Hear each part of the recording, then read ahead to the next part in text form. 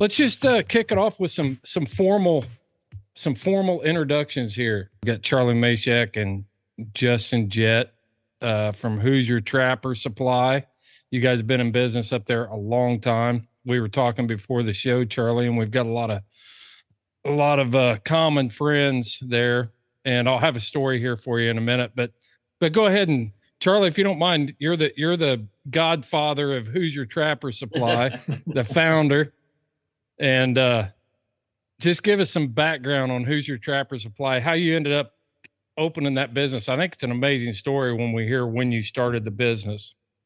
So started in 76, the same year I graduated from high school. And I was a trapper prior to that. I guess was just the entrepreneurial side of me. Thought it would be a good idea to sell trapping supplies. Of course, when you're 18, you don't realize the risks and, everything that goes along with having a business. And of course, over the years, I've seen about everything. But sold trapping supplies, and I was contacted by a guy out west about buying fur. So I actually got into the fur business about the same time, or at the same time, and bought fur through 1991. Continued to sell trapping supplies, and then fur market pretty much crashed in the late 80s. Kind of scrambled around trying to figure out how to stay in business. We still sold trapping supplies, but when that market crashed initially, it was kind of like somebody just shut the faucet off, because people went from receiving really good money for their fur to not, having to struggle finding a buyer. So obviously those sales dropped off quite a bit too. So anyway, started doing taxidermy in the mid 90s, and that kind of bailed us out. And we still continue to do that to this day. I was a receiving agent for North American Fur Auctions. For years and years, it was Hudson Bay Fur Company. Yeah. And I dealt with them for a number of years, both as a buyer and then, as a buyer. And then in the late 80s, they changed the name to North American Fur Auctions. So it was a company that had been in business for business for a long, long time. And talking centuries. Hudson Bay goes 1640, I think. Actually, yeah. So, so I started as a receiving agent for them. So in other words, trappers and hunters could bring their fur to us, and then we would just take care of the transfer. Get them an account set up and take care of the transfer and getting their fur to Canada. So that they could put their fur in the auction and basically essentially sell as direct as they possibly could. So instead of going through a country buyer, country buyers are great. They definitely, we need them. We could use more right now, but, and then circumstances with probably some poor decisions, some ranch issues and whatever. And it all kind of came collapsing down on them, and they actually quit. I think it was in 2018 or 2019 was when that all fell apart. So what do you think that ended an era? Competition coon hunting has taken over the hound scene by and large. But back when I first started hunting, hides and hide hunters, there were plenty of them. A lot of guys that skinned everything, put up their own fur, just a whole shooting match. And I think guys like me, that was part of the romance of trapping and running hounds and everything that got me into into hound hunting.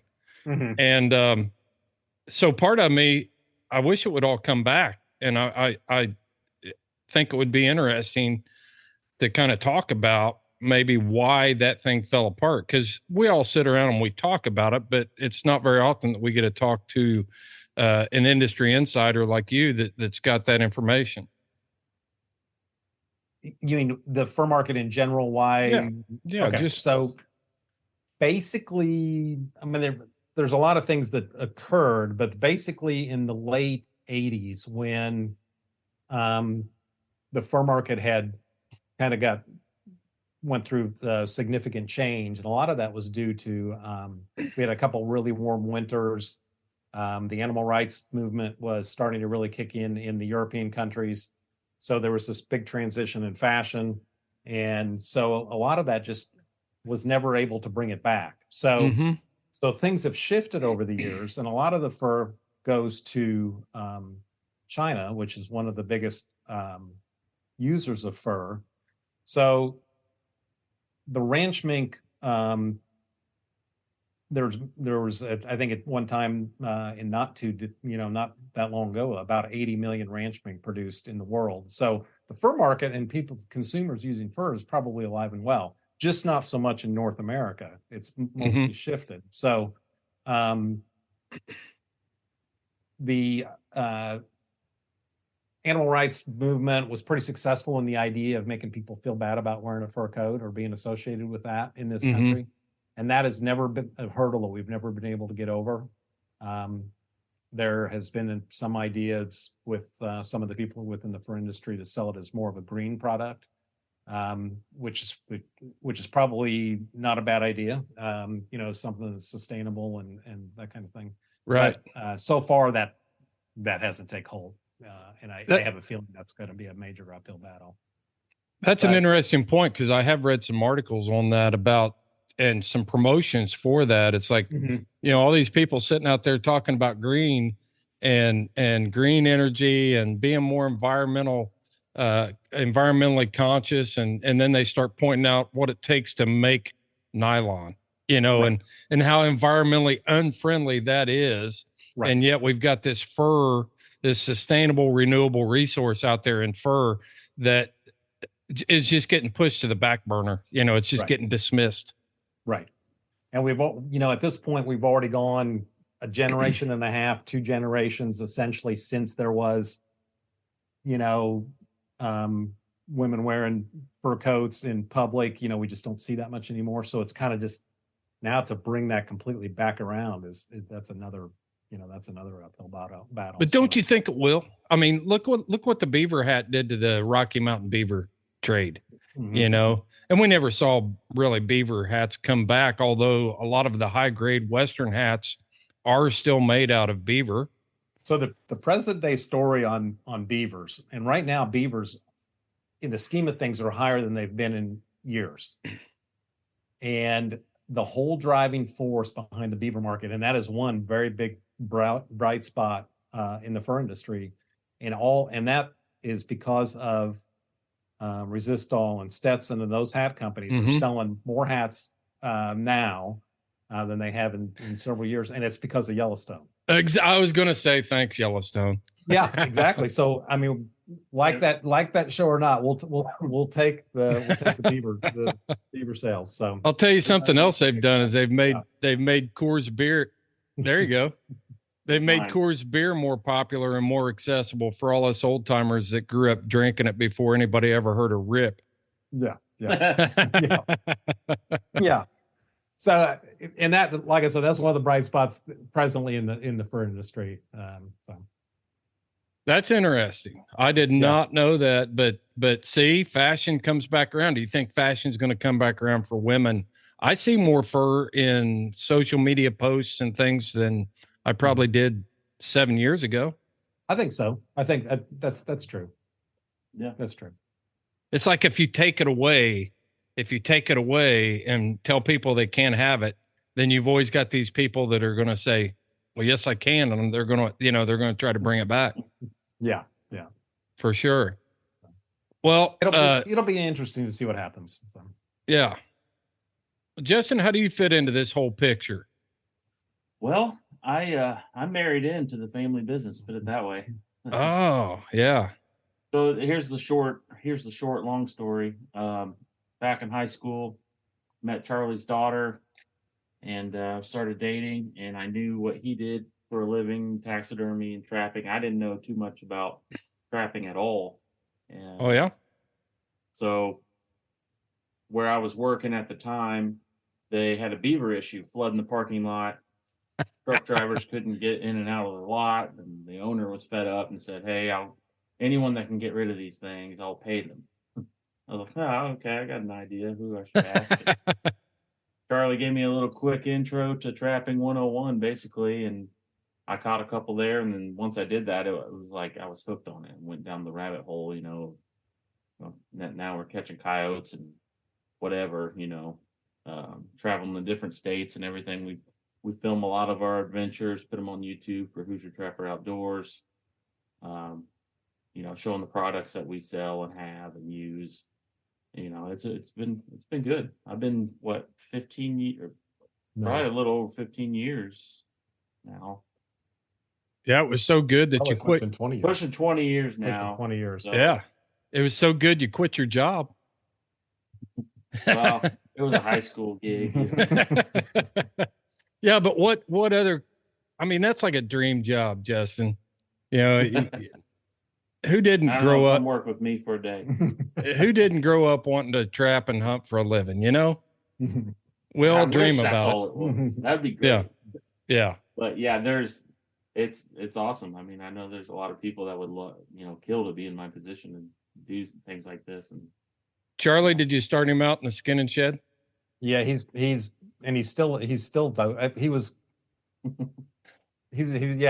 scraping bears today. So I mean, yeah, it's just I don't have awesome. a title, so Yeah, it's like jump around whatever we need to have done.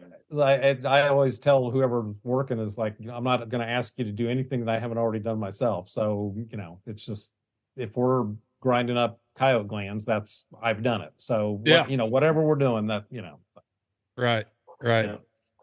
Well, what do you guys see as far as, the future for trappers? Because if you just look at social media, you look at, the current trends, if you just a doomsdayer, I know I saw a big shift in the trapping market from the recreational trapper to the nuisance wildlife control trapper that could, you could still enjoy trapping and also make, a pretty good living. I guess I used to hold that permit in the state of Indiana. So I know there's money to be made there, but how big of an impact has that made on your business? So, I mean, we sell a little bit to that market. We are not, we are mostly, deal with recreational, and guys that are still fur trapping. We do sell some to the nuisance industry, but, it's not as, our primary business is based on the recreational, and a lot of guys, and this would kind of go to the nuisance end of it, but it's a little different aspect, is the management thing with managing their hunting property, trying to just keep the nest predators under control and coyotes, that kind of thing. So we do quite a bit of business with people like that. But we have found that generally those guys that get on that management plan, if they're not really enjoying the trapping end of it, it's really too much work if you don't enjoy it. So most of them just plain become trappers. So it's rare to we might see a guy and he's all gung-ho and then we'll never see him again. But for the guy that is, starts out with that idea, then they like Justin said, they go down the rabbit hole and they just become trappers. So we have seen quite a bit of that. I had a friend of mine down here who's a very good coyote trapper, and we would get calls and I'd run his line with him and I'd even get him permission to trap different places, and it was always funny because you'd hear these people that I would be out working and come across a guy on his property. He's like, man, do you know anybody that traps coyotes? I'm overrun with them. They're just everywhere. And Steve would come out and set traps and he'd catch 2 or 3, and this is a guy that could clean out a farm pretty quick. Right. And so it became real apparent that they didn't have as many coyotes as what they thought they did. I don't know how many times I'd talk to people and be like, there must have been 20 of them back there behind the house yipping and howling. It's like, you're probably hearing 3. Yeah. Yeah. Yes. So you get all these guys that are, thinking about predator management, and then they get out there and they don't have as many critters as what they thought they did. Right. Yeah. I mean, maybe sometimes if it's raccoons, if they do put deer feeders up, part of the year and they got raccoons eat, and they got their cameras on there, they might be seeing 20 raccoons. I mean, that one you might be able to catch the numbers doing that. But Yeah. as far as coyotes on just one, say 300 acres, yeah, you're just not going to catch that many unless you leave traps there the entire season, and it's got to be like a travel way. So once the pup dispersal starts and they're traveling through, then yeah, you might be able to pick some up on again, off again through the entire season. But yeah, generally there's not going to be, 20 coyotes. You're not going to catch 20 coyotes. It's just not going to, it just doesn't happen. So, I've always considered trappers. I've always held them in really high regard. The trappers I know and grew up with and aspired to be, and I'm not a good trapper. I've trapped. But you guys are so tuned in to a lot of things, everything from, just like you talked about, pup dispersal. You not only understand the fur bearers, you understand the food source, you understand the habitat, you understand all these different things. And most serious trappers that I know are very well read in those parts of the natural world, and you take it really serious.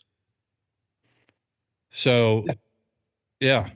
I think that is people that have been at it and the ones that stick with it, they're always wanting to learn. And I think that is very generally true. It's interesting that that if there is a study that's done by some biologists or in the fur bearer realm, generally trappers in a higher percentage are willing to help with that than most consumer outdoorsmen. And I think, a lot of times it's because maybe a hunter may only go opening weekend of deer season, and that might be his only hunting of the year. Whereas the trappers are pretty much committed. If they got trap set, it's everyday deal, and it's but it is interesting that they are very pretty proactive in helping with any type of need that there might be for some sort of research that's being done. So Jim and Nancy Mahoney, sure, were both my school bus drivers when I was little. Oh, that's a small world. Oh man. And so Jim and Nancy have been active in the Indiana Hunter Education Association. They've been involved. I mean, they have been there and donated so much of their time. Wasn't Jim president of the North American Fur Takers for a while or something? Yeah, for association called Fur Takers of America, and he and Nancy both have been involved in that for years, and he was on the board, and he helps. We have a local chapter, our Chapter 7B. In fact, we have the Chapter 7B Fall Rendezvous is at Outer Place. It's always the last Saturday of September, and Jim still comes up, cooks a big pot of stew, and Nancy's still very involved, and so yeah, even in their 80s, they're still going and still we would work that Atterbury deer hunt on Thanksgiving weekend, and of course we were all out there working, and a lot of times we weren't at home with our families on Thanksgiving. Jim and Nancy always hosted Thanksgiving dinner at their house for all the officers that were working that deer hunt. Yeah, and they've been rehabilitators. They're a really good example of trappers, and both of them are very well educated on the things of the natural resources and wildlife. They've been licensed rehabilitators, hunter ed instructors. So they're a good example of what you just said. Right.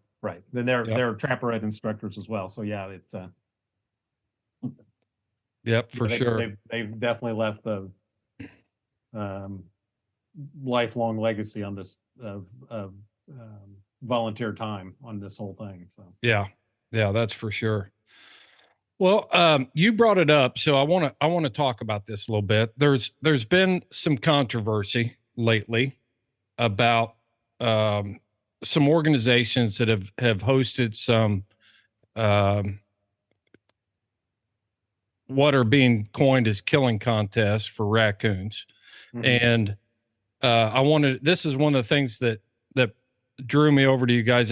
It's all this information is valuable anyway. Stuff that most of us are going to be interested in because of the fur trade and different things. We're hunting the same things you guys are wanting to track.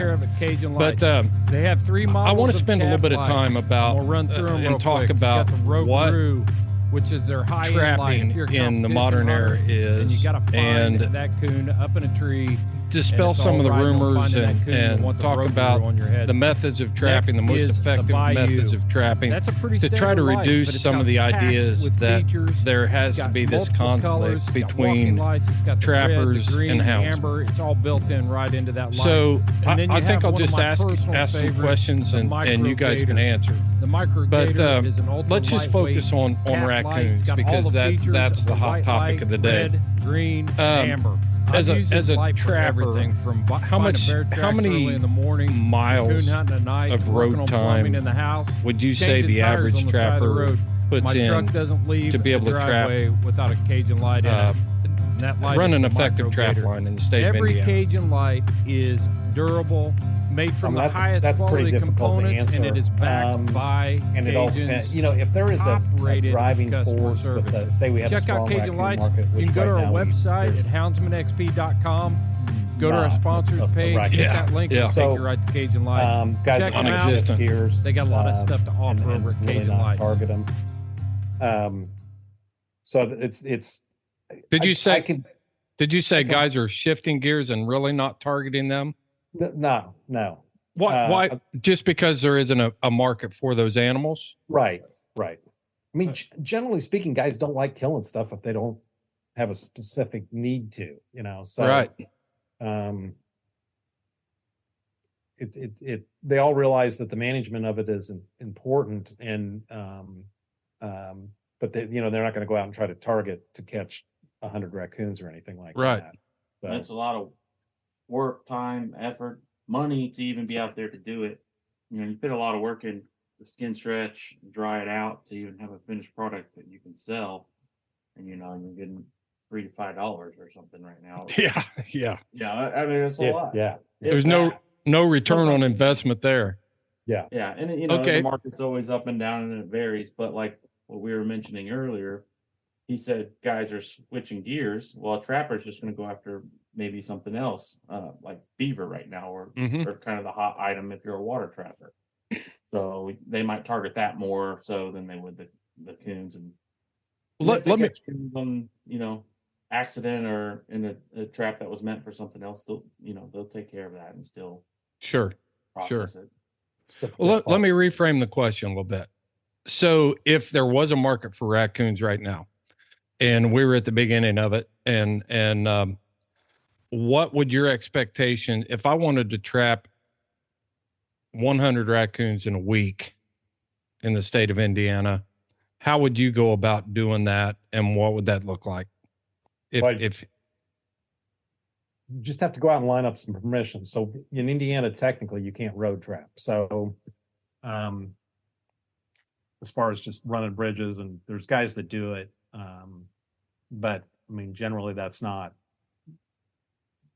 technically legal, because the landowner owns to the center of the county has a right of way, but in the state of Indiana, the landowner actually owns to the center of the property line, and that may be the center of the road. Right. Yeah. That's where your property tax is based off of, I believe. So, but for the guy that wants to go out and work at it, and he might run 50 or 60 miles a day, have several different farms that he hits, probably is going to use a side-by-side or a four-wheeler or something to travel those farms. I will tell you, going back to when I collected fur for NAFA, and there was 2 or 3 periods of time during those NAFA years that actually there was 3 where the market hit pretty good. And all 3 times it was short-lived, but the last one was 2013. Coons hit really good money, $25-$30 averages, that kind of thing. Yeah. But it was so short-lived that it never, we had a short spurt and it just didn't stick around very long. But even in those times like that, the average guy would still only bring in maybe 30 or 40 raccoons, and then just a handful of guys would have 100 or more. They just didn't have the guys that were able to justify. Maybe they had a week off work or 2 weeks off work, and that's when they went out and worked at it. And a lot of guys just species trap. So they'll do, most guys like to trap coyotes. That's kind of the most challenging thing. And if they're going to recreationally trap, that's it. But if there's a driving force behind the other stuff, they will concentrate a little bit more on that. But even in those big years of fur money, in recent years, it was generally there weren't that many people that caught 100 raccoons or more. I mean, they just really weren't out there. If we roll it back to the 70s and 80s, when guys literally went the entire 3 months and beat the bushes, and dog hunters did the same. That's a different story. But Indiana pretty much consistently at that time produced about 250,000 raccoons year in, year out. So the population was able to withstand that pressure. Yeah. But I think we have more raccoons now, probably because we don't have that consistent pressure year in, year out. But yeah, I do too. I had a conversation with Bruce Plowman. Remember him when he was the fur biologist?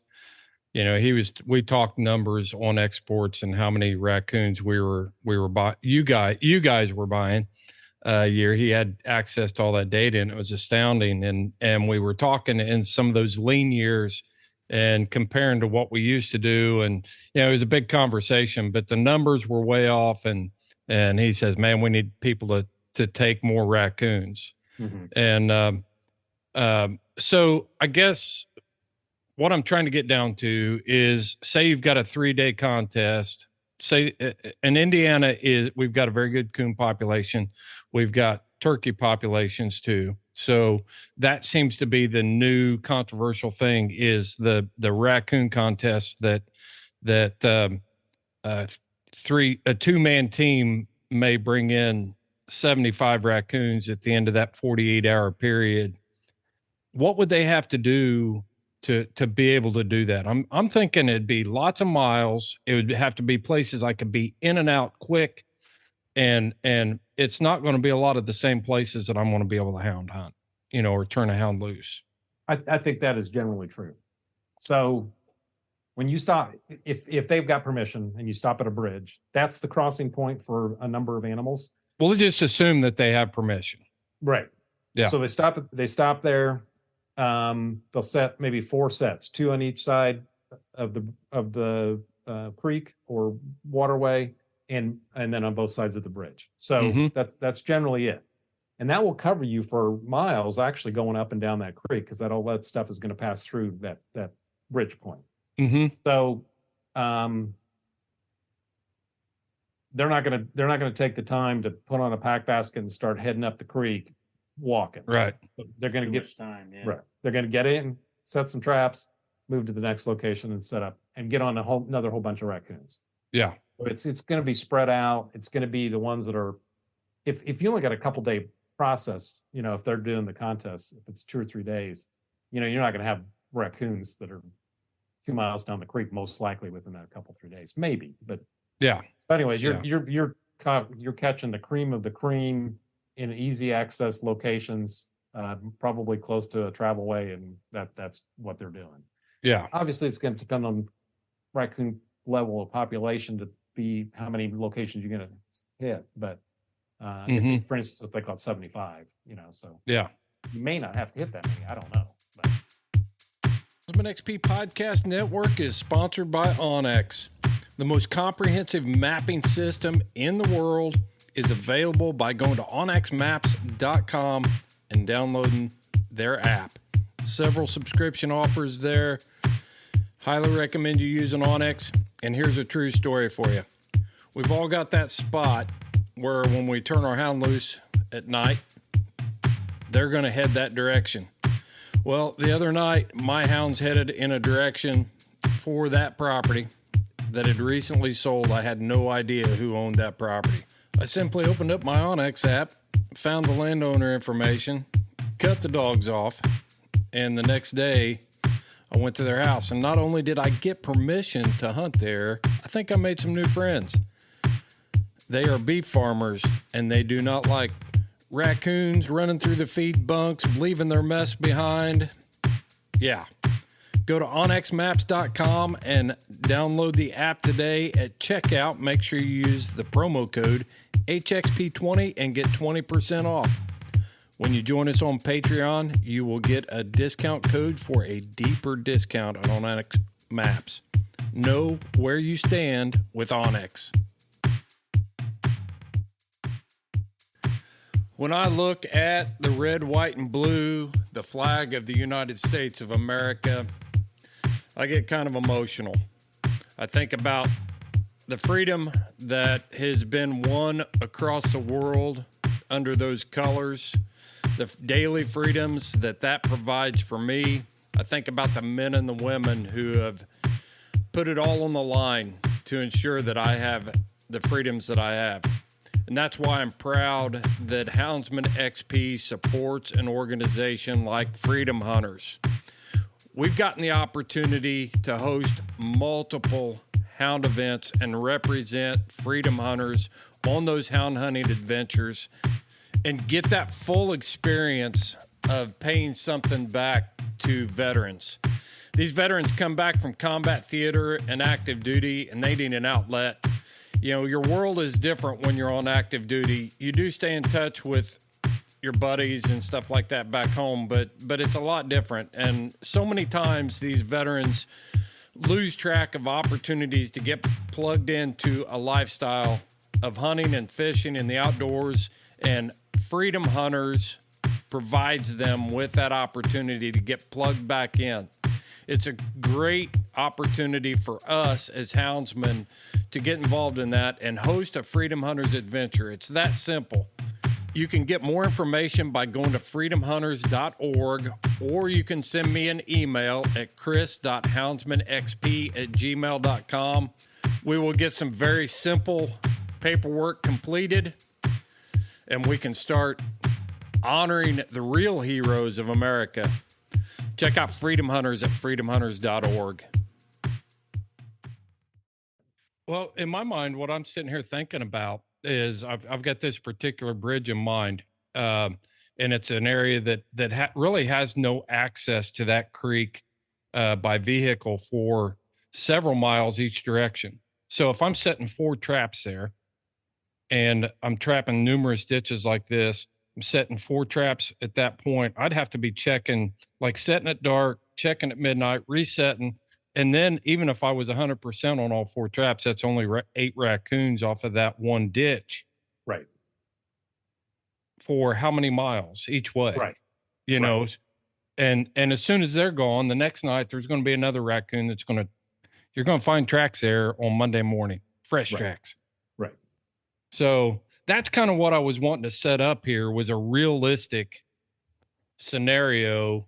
You know, I just, in all my experience with trappers and hound hunting and everything, I've just found that there is a way for us to get along here. And you guys are trapping close to municipalities, urban areas, busy roadways, all those sorts of things that I would never have the opportunity, nor would I choose to turn a hound loose in that location.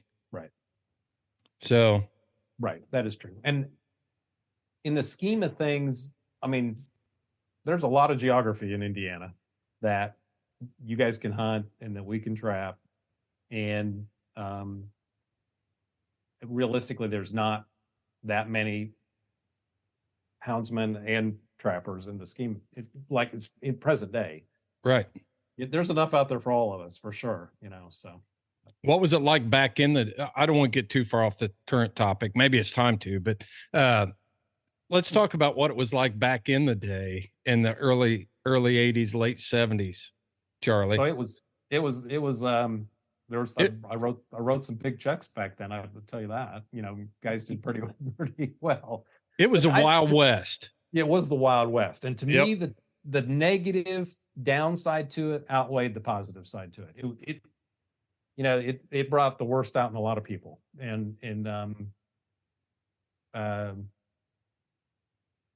I like more of a toned down fur market. I like a $10 average on coon.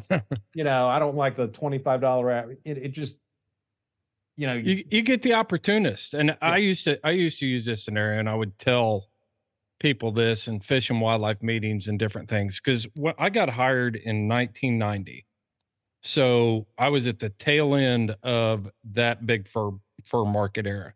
So the guys that worked, I mean, if they got hired in 1975, they had 15 years on. They lived all that time, all the way through that high fur market. And I experienced it. You know, you had every person in the world. They either had a coon dog tied in the backyard. All the outlaws were out. So you had trespassing, you had people cutting fence, you had people smoking den trees and trying to get coons out from underneath barns and burning barns down. And I mean, it was just it was crazy. It was crazy. Some of the stories you heard. Well, the residuals of that, you know, if I experienced that as an officer when I first got hired, here comes Chris Powell in 1990 and he's a coon hunter. I'm surprised they hired me. I really am. I mean, that word was a dirty word.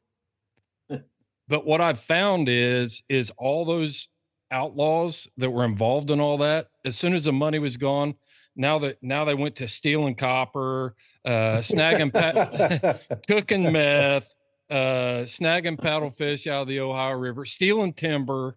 You know, they're going to find a way to get their money on the criminal side. They just happened to see the opportunity in the price of a raccoon, and they ended up giving us all a bad name that lasted. It's some of it still hangs on to today. Yeah.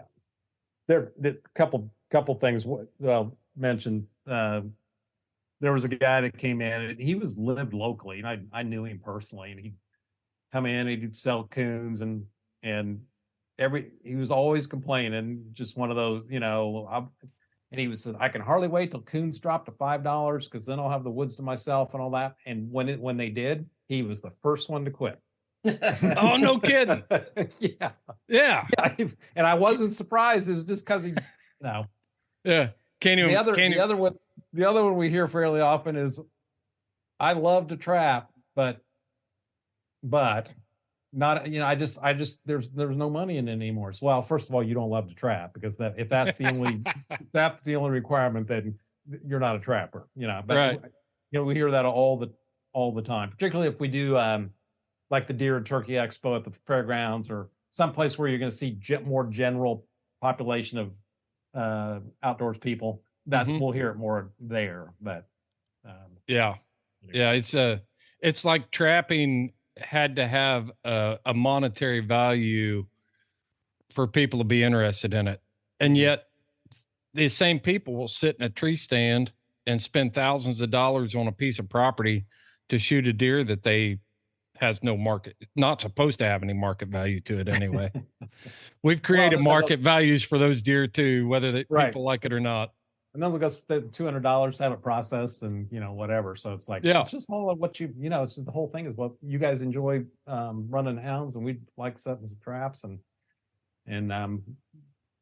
you know, we have enough outside pressure that doesn't really care for what either one of us do, that we really can't afford to be going at each other when we're all on the same side. So. Yeah, I agree with that, man. It's if you look at the low hanging fruit in the outdoor industry, houndsmen and trappers are on the bottom rung of that ladder. I mean, we're the stepping, and that's what we try to talk about all the time. It's like, man, we got to protect every bit of it, because Mr. Deer Hunter, when we're gone, they're not going to stop. They're coming after you. You know, your trail camera that dings into your cell phone, your elevated platforms, you know, whatever it is, you know, they're going to keep coming after your methodology until they get it all. Right. For sure. So, what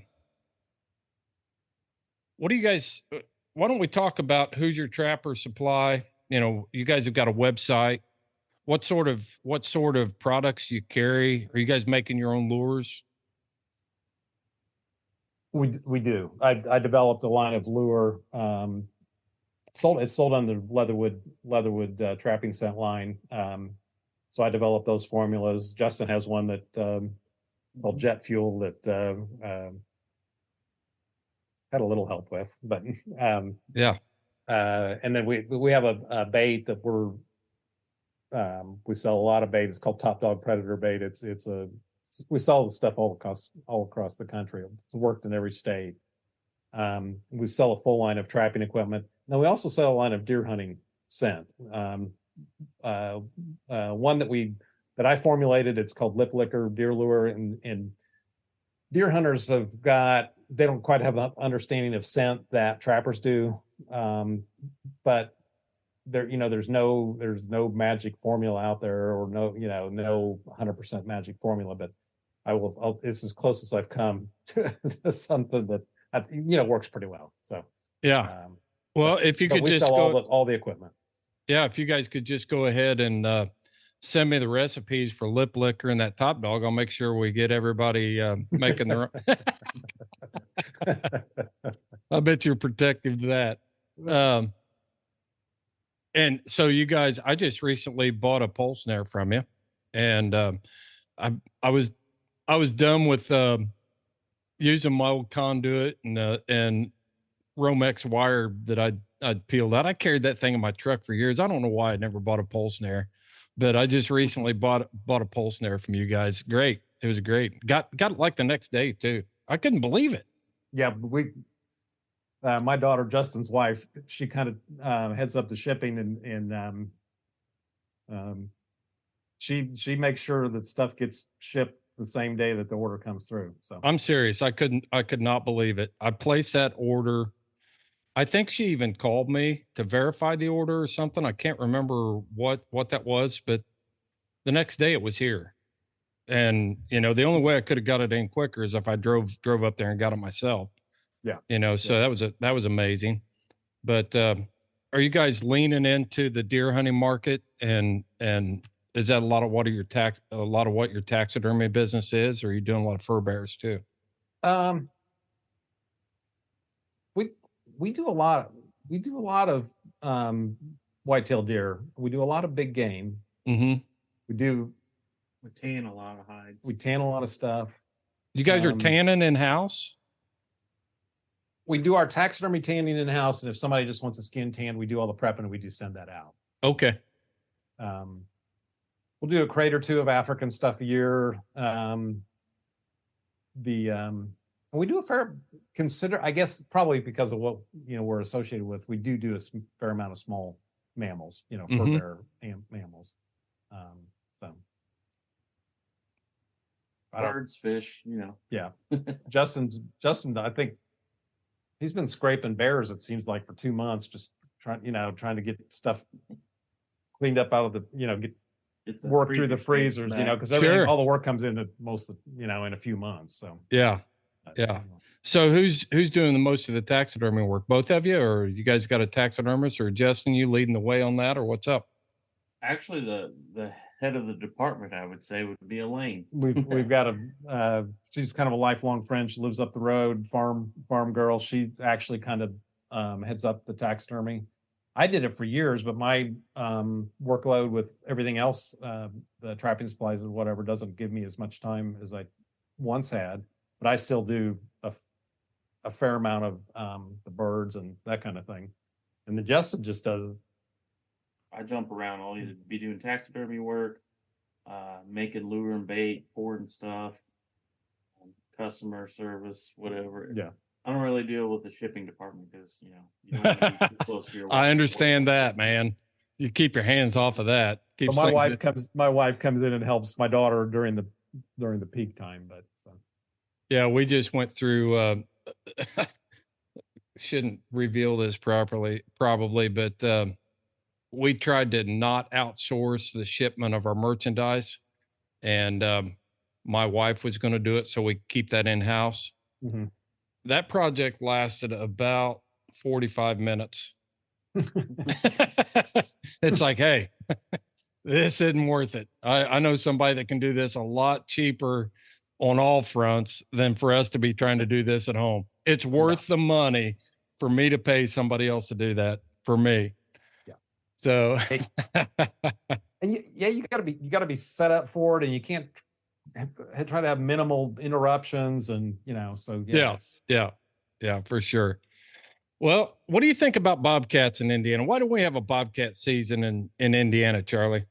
Why don't we? Why don't we? So you probably know this, but in 2019 it was proposed. Mm-hmm. And went through the Natural Resource Commission. I was at that meeting. They said they went ahead and moved forward. We're gonna try to get this through. I was at that meeting too. Were you? Okay. Yep. And they had I was incognito, so they had a meeting down at Spring Mill State Park, and then one at Mound State Park for public comment, which one at Spring Mill, I was at that one. That one wasn't too bad. There was some pushback, but overall it wasn't bad. Justin was there as well. And then we went up to Mound State Park, and that was a disaster. There was like 10 of us there in favor, 70 or 80 of us against, 70 or 80 people against us. It was terrible. So, I mean, there was everything from white rhinos going extinct to everything that had anything to do with bobcat season was, outside of not to do with bobcat season was discussed. It was ridiculous. Right. And I think, and then the online comments were way lopsided and what I understand, I can't remember the guy that was the head of the chair of the Natural Resource Commission, but I talked to him at the Sportsman's Roundtable meeting. It was Brian Pointer, wasn't it?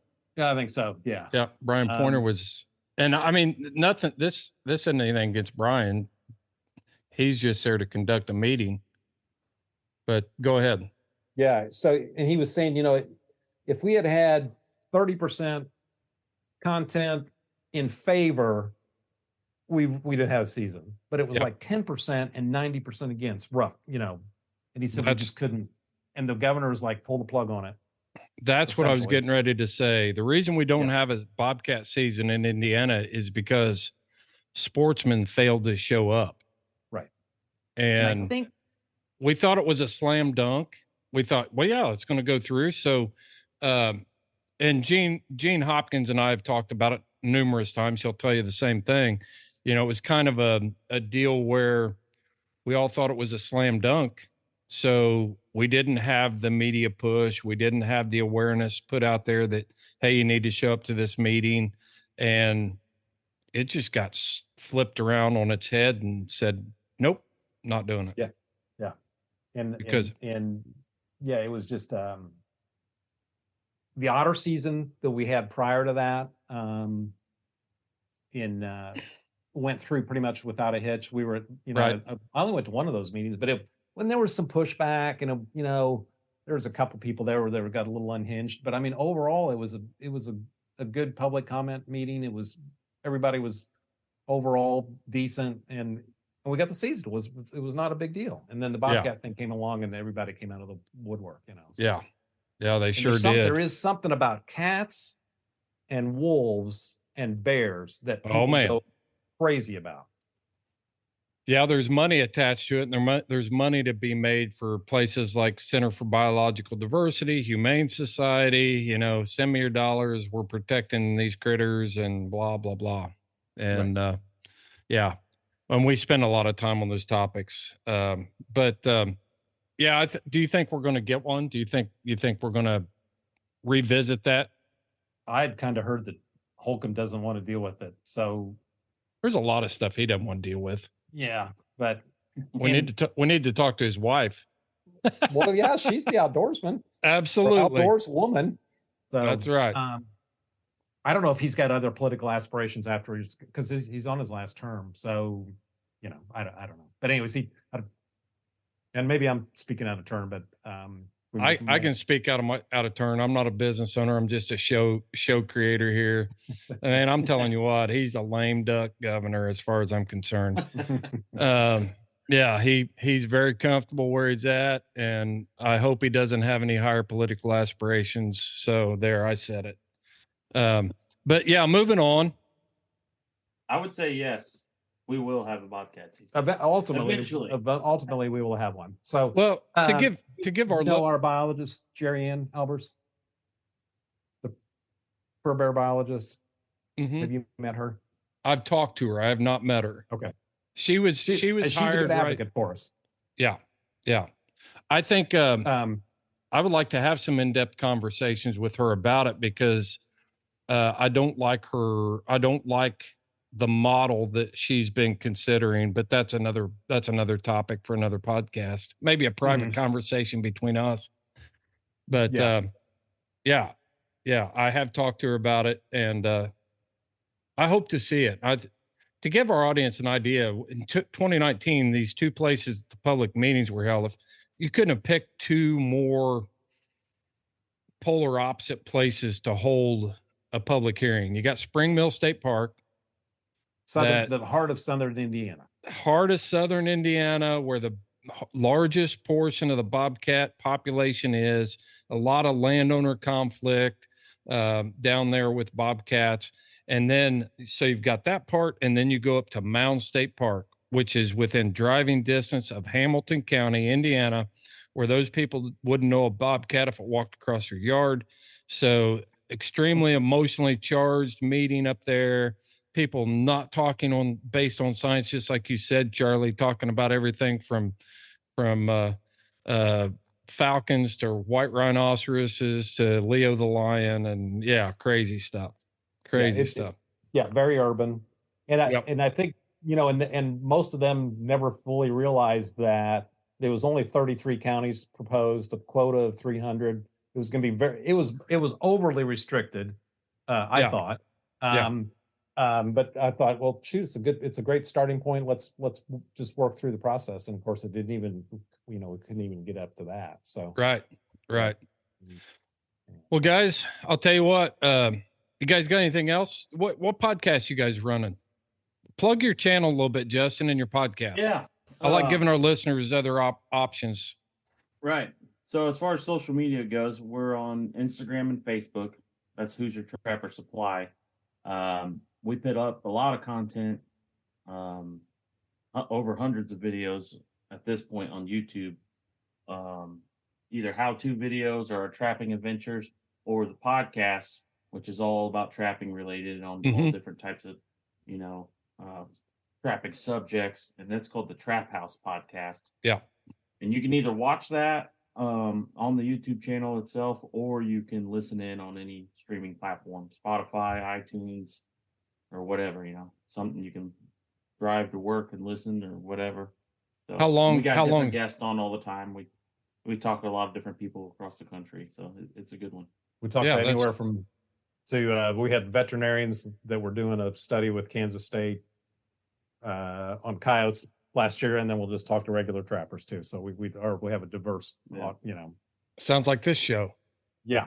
Yep, that's what we try to do too. So check out the Trap House Podcast and the Hoosier Trapper Supply YouTube channel.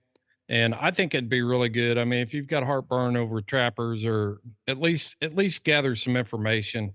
I think that's why I contacted you guys. I knew that you guys were gonna be able to educate our listeners and give us some insight on what's going on there in the trapping world. And being a multifaceted business like you are, you guys understand the dynamics of us all coming together and staying united, and not trying to we need to find things we can get along with each other, rather than find things that are going to divide us. Right. So I will, Chris, before we get off here, I will mention that traps and trapping equipment has come a long way over the years. Yeah. Almost everyone uses offset jaw traps for land trapping. Trapping itself is regulated. It's not just some random thing that people just do. And so the traps have come a long way. We don't use traps with teeth and all this crazy stuff that you hear. Right.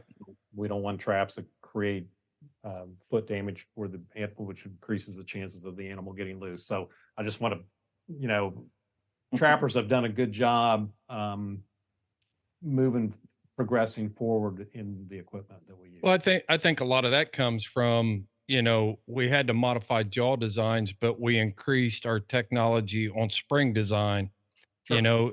At one time, like a single spring trap, was, or a long spring trap was the order of the day. And now you're looking at kits where you can put 4 springs on a coyote trap.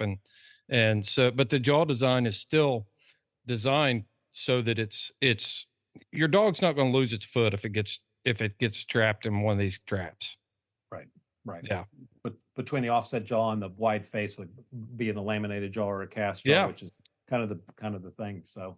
Yep. I've helped weld plates on coyote traps and stuff to increase that jaw face and stuff to, spread that pressure out. And I've turned everything loose from bobcats to house cats to dogs in traps. The house cats were kind of rough for me to turn loose, but it was right behind a house, so I had to do it. Yeah. Yeah. All right, guys. Well, hey, have you got anything else you want to get out there before we wrap it up? I think that's it. Yeah. Appreciate you having us on, Chris. Man, it's a pleasure. Yeah. I'm going to appreciate it. I'll wrap it up with this real quick story. This is a game warden story. So I'm going to leave the names of the other participants out of this just to protect them. I won't say ignorant because they're kind of my heroes, but we were working one day and our district actually did not extend over to where your shop is. It was east of there. And one of the guys I was riding with that day or working with that day, he's like, man, I need to run over to the Who's Your Trapper and pick up something. I don't remember even what he was getting. And we were over there and we're sitting in the parking lot and dispatch called. And it's like, I'll just use my unit number. 920, what's your location? And it's like, I'm west of St. Paul. Well, that takes in a lot of country there, Yeah. I am west of St. Paul. We were about 30 miles west of St. Paul. Yeah, about I was going to say half hour. 20 miles out of our district. But yeah, I'm west of St. Paul. That was a classic that we talked about a lot between me and this officer. And ironically, his son is now a conservation officer, and he picked up on that. I was his supervisor, and I'd call him on the radio and ask him where he was, and he's like, I'm south of Connorsville. It's like, well, that's about 80 miles worth of territory that you could be in. You never want to be too descriptive when dispatch is asking you questions like that. Well, guys, I appreciate it. Thanks for listening to the Houndsman XP podcast. I hope you got something out of this episode.